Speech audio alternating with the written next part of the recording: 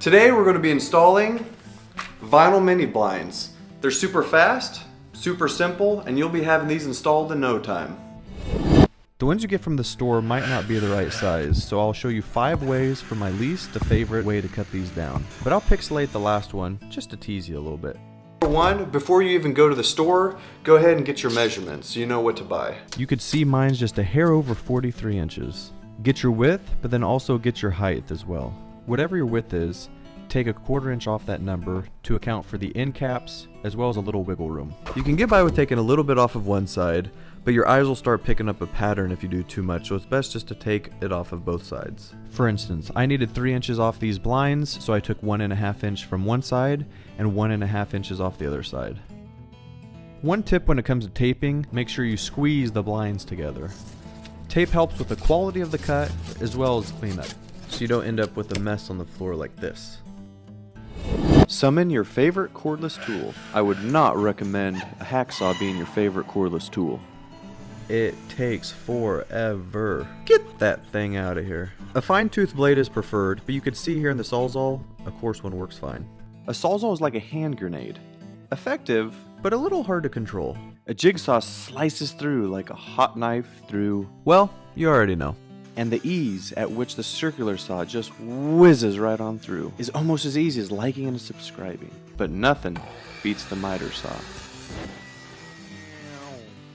Now it's time to put your end caps on, which is exactly as easy as it sounds. And that yellow paint's just from the saw, you can wipe it off. Once your blinds are cut to length, it's time to spread out our brackets. I'll go 9, 18, and 24 inches so that I can void the mechanisms. Let's see, 9, and 18, and 24. Put the top of the bracket on the top of the window and mark your pilot holes. The trim that you're going to screw into is usually pretty thin, so that's why you need to pre-drill to reduce splitting.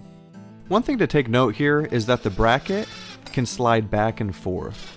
This gives you a lot of wiggle room and adjustment, but not every brand's bracket has this. Make sure the brackets are all set at the same depth for when you install the blind.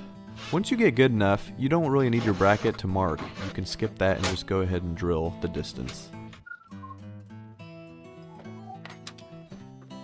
If you're getting any value from this video, if you could take 4 seconds and hit the like button, that'd really help me out. If you have a bunch of these to install, you're going to be going back and forth to a Phillips and a drill bit. So just get one tool for a Phillips and one tool for a drill.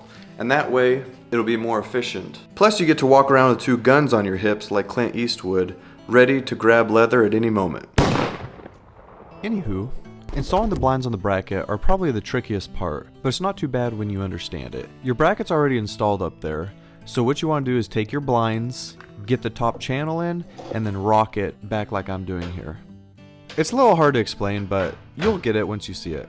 And this is why it's important to have all of your 3 brackets, or 2 brackets, whatever they gave you, in a straight line. Now you want to install your blind twister, aka what my mom beat our heinies with growing up.